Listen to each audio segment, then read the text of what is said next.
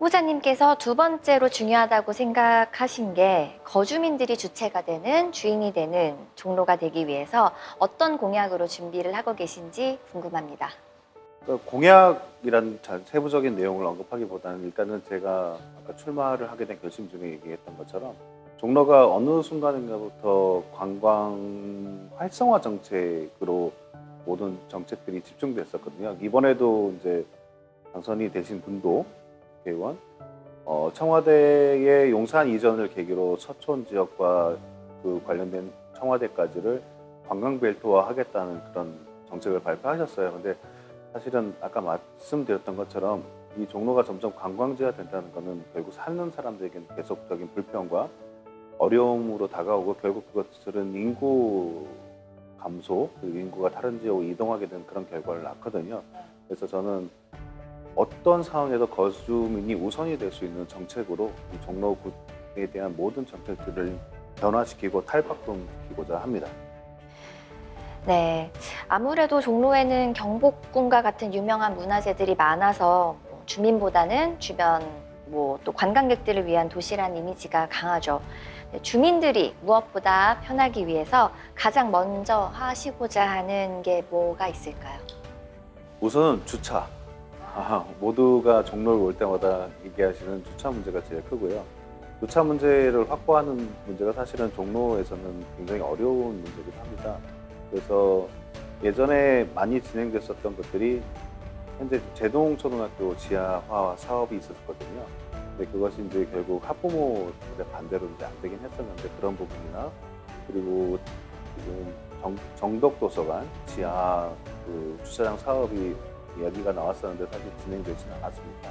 그래서 이런 부분들과 좀 종로에서 진행되고 있는 두 가지 생활 SOC 사업 지역 내에 주차 공간을 좀 더 확보를 하는 걸로 저희가 좀 주차 문제를 많이 해결을 해보고자 하고 그 주민 우선 주차 등록제를 해서 주민들의 차량이 등록된 차량에 대해서 저희가 이제 다양한 혜택 그리고 주차 시설에 대한 보완 등을 해 나가고자 하고요. 종로의 가장 큰 문제가 상습 정체 부분이 굉장히 많거든요. 그래서 이런 부분에 대해서 근본적인 문제 해결을 위해서 CITS 사업 같은 거를 통해서 근본적인 상습 정체 지역의 문제 해결 등을 해보고자 합니다. 그리고 이게 종로는 굉장히 오래된 건물들이 많은 지역이라서 필요하다면 일부 이제 좀 현대화되고 아니면 전통을 살리는 보수 형태로 좀 지원을 사업을 하고요. 그다음에 이런 것들이 잘 진행되기 위해서 중요한 것은 그 구내 종로구는 사실 다른 구와 달라서 일반적인 건축이나 이런 규제들로는 사실 어려운 부분이 많습니다. 그래서 과감하게 여러 가지 불필요한 규제들은 좀 폐지하고요. 특히 건축과 관련해서는 개성을 살리고 아니면 전통을 살릴 수 있는 그런 과감한 규제 완화를 통해서 좀 종로가 가질 수 있는 좀 아이덴티티를 보다 더 살리는 방안을 좀 만들어 가고자 합니다. 그리고 종로하면 정치 1번지 그리고 촛불 시위의 성지라는 이미지가 강하잖아요. 이런 이미지가 종로에 가져오는 긍정적인 부분도 있겠지만 종로에 사시는 분들은 솔직히 불편한 부분이 참 많으실 것 같아요. 이러한 부분에 대한 해결책 등이 있으실까요? 사실 이게 민감한 부분이긴 한데 사는 사람들 특히 종로의 거주민들에게는 정말 피부로 다가오는 아픔이거든요. 어떻게 보면. 저는 가끔 시위가 있을 때 모든 골목을 막아서 집에 못 들어간 적도 있었어요. 아예 못 들어가서 차도 움직일 수도 없었고요. 저는 좀 종로가 여러 가지로 좀 많은 배려와 그리고 주민들이 좀 참고 있는 부분들이 많은 것 중에 하나가 이런 부분이에요. 그래서 거주민 우선 정책을 위해서는 저는 과감한 좀 행정명령 강화를 좀 해야 된다고 생각합니다. 왜냐하면 분명히 불법인 것은 불법이거든요. 그래서 민주주의 사회에서 자기의 의견을 피력하고 여러 가지 활동을 하는 것은 좋지만 그것이 주민들에게 불편을 가져다 주는 거라면 그거는 반드시 어떤 행정적인 제재를 가할 필요가 있다고 생각합니다. 그래서 제가 구청의 입장에서 할 수 있는 행정명령을 강화해서 조금 그런 부분들이 주민들에게 불편으로 다가오지 않을 수 있도록 준비를 하고자 합니다. 네, 그리고 종로의 경우 민원 발생이 잦은 편이라고 들었는데 혹시 이런 민원에 대해서는 어떻게 대응하고자 하시는지요? 특히 요즘에 와서 이렇게 악성 민원이 많아졌어요. 그 이유는 옛날에 종로에 사시는 분들은 그냥 다 알고 서로, 왜냐면 이게 오래된 도시라는 걸 서로 다 이해하고 어려운 부분을 조금씩 서로 이제 조율해서 하는데, 이게 새로 종로로 유입되신 이제 새로 이주 오신 분들은 사실은 종로라는 부분을 좀 이해하기에는 문화가 좀 사뭇 다르거든요, 다른 거와는. 그래서 원주민들 간의 갈등도 상당히 많이 있는 편이고, 그에 따른 민원 발생도 많이 있는 편입니다. 근데 이런 민원을 단순히 무시하거나 혹은 또 이게 악성 민원이라고 단순히 치부해 버리기에는 그 근본적인 문제가 분명히 있거든요. 이런 원주민과의 마찰, 관광객들과의 마찰, 이런 것들. 그래서 일단은 전문 행정상담위원회를 좀 배치할 필요가 있다고 생각해요. 그러니까 민원의 근본적인 문제가 무엇인지를 정확히 파악하고 구에서 해결할 수 있는 문제를 하면 적극적으로 해결을 해 나가야 되고요. 이것이 단순히 정말 우리가 흔히 알고 있는 악성 민원이라 한다면은 저희가 어떤 일정 부분의 제재를 할 수 있는 부분을 좀 마련을 해서 이것들이 주민 생활 불편에 다가올 수 있지 않도록 이걸 또한 저희가 준비하고자 합니다. 네. 그렇다면 이러한 내용 외에도 거주민들의 삶의 질을 향상시킬 수 있는 방안들이 또 무엇이 있을까요?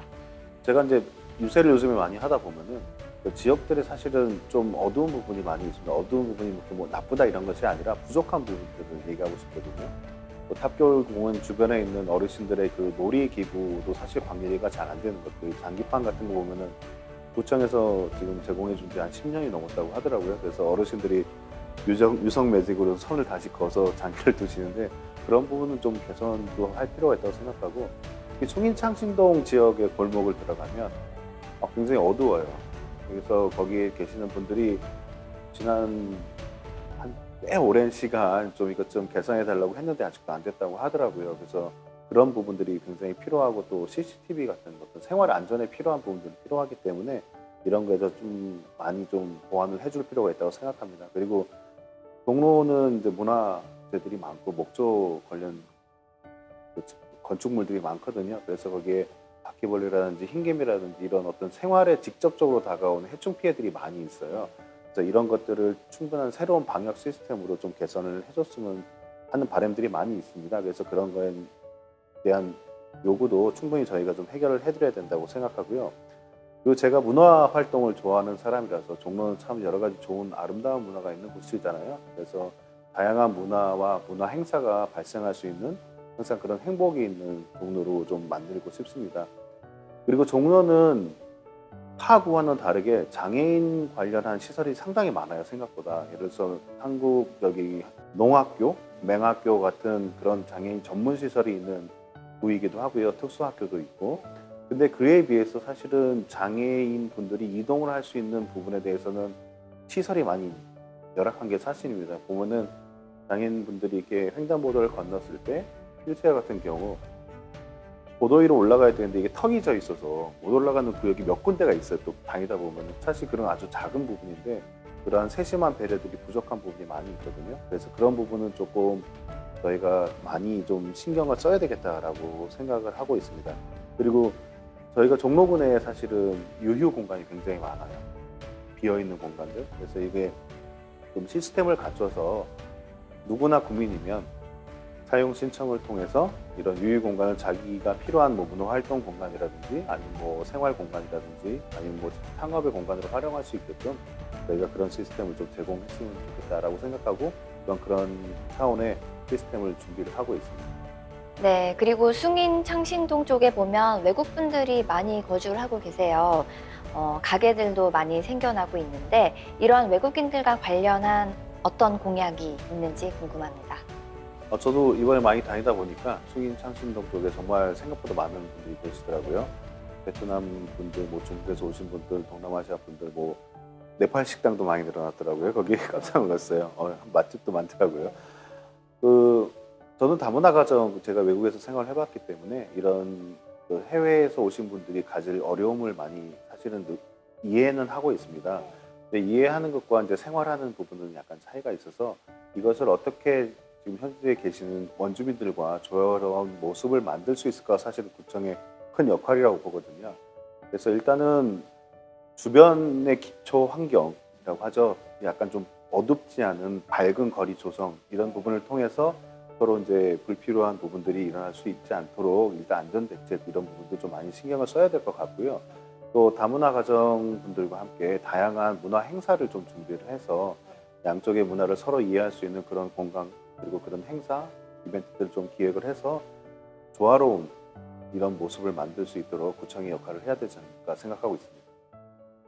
잘 들었습니다.